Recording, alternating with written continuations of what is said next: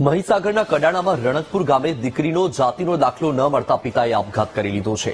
જોકે આપઘાત કેસનો વિવાદ વકર્યો છે, કારણ કે પોલીસે પરિવારની એફઆઈઆર દાખલ ન કરતા પરિવાર રોષે ભરાયો છે અને પોસ્ટમોર્ટમ રિપોર્ટ ન આવે ત્યાં સુધી મૃતદેહ સ્વીકારવાનો પણ પરિવારે ઇનકાર કર્યો છે. મહત્વનું છે, પિતાએ સુસાઇડ નોટમાં મામલતદાર સહિતના અધિકારીઓ સામે આરોપ કર્યા છે. પુરાવા આપવા છતાં જાતિનો દાખલો કાઢવામાં ધક્કા ખવડાવતા હોવાનો આરોપ લાગ્યો છે, જેને લઈને ફરિયાદ પરિવારે કરી હતી, પરંતુ પોલીસે માત્ર જાણવાજોગ ફરિયાદ લઈને એફઆઈઆર ન નોંધતા પરિવારમાં આક્રોશ ફેલાયો છે.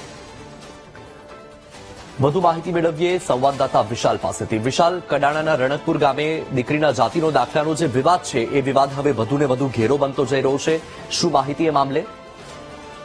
વત્સલ, જો ખાસ કરીને વાત કરવામાં આવે તો વહેલી સવારે જે રીતે કડાણા તાલુકાના રાણપુર ગામે પુત્રીને જે જાતિનો દાખલો કઢાવવાનો હતો, ગુજરાતીમાં જે દાખલો હતો ને ઇંગ્લિશમાં દાખલો જે કઢાવવાનો હતો, તેના માટે જે પિતા હતા તે કડાણા તાલુકા મામલતદાર ખાતે અવારનવાર ધક્કા ખાતા હતા, જેને લઈને વહેલી સવારે તેમણે સુસાઇડ કર્યું હતું, જેને લઈને મહીસાગર જિલ્લામાં હડકંપ મચ્યો છે. ખાસ કરીને જો વાત કરવામાં આવે તો કડાણા પોલીસ સ્ટેશન ખાતે જે આ સૌ છે તે પીએમ અર્થે લાવવામાં આવ્યો હતો, પરંતુ જે સ્થાનિક અને પરિવાર છે તેમની એક જ માંગ હતી કે હાલ જે આરોપી છે સુસાઇડ નોટમાં જે લખેલું છે મામલતદાર અને નાયબ મામલતદારના ત્રાસથી જે ઘટના જે મૃતકે કરી હતી, જેને લઈને તેને જેલના સળિયા અને એફઆઈઆર નોંધો તે માટે પરિવારનો આક્રોશ હતો.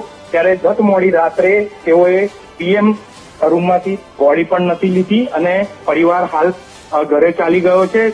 ત્યારે સ્થાનિક જે કડાણા તાલુકા જે લોકો છે, આદિવાસી સમાજ છે, તેમાં રોષ જોવા મળી રહ્યો છે. હાલ જે રીતે સૌ ન સ્વીકારવા સાથે એક જ માંગ કરી રહ્યો છે પરિવાર કે હાલ જે બંને આરોપી છે તેની સામે ફરિયાદ નોંધો, જેને દુષ્પ્રેરણા કરાવી છે, જેને પગલું ભર્યું છે તેની સામે લાગણી લઈ અને પોલીસ કાર્યવાહી કરે તેવી માંગ હાલ પરિવાર કરી રહ્યું છે. બિલકુલ, માહિતી બદલ આભાર વિશાલ. તો જુઓ તમે, એક તરફ ડિજિટલાઇઝેશનની વાતો કરવામાં આવી રહી છે અને અહીં એક દાખલો મેળવવા માટે લોકોએ જીવ આપી દેવો પડે છે.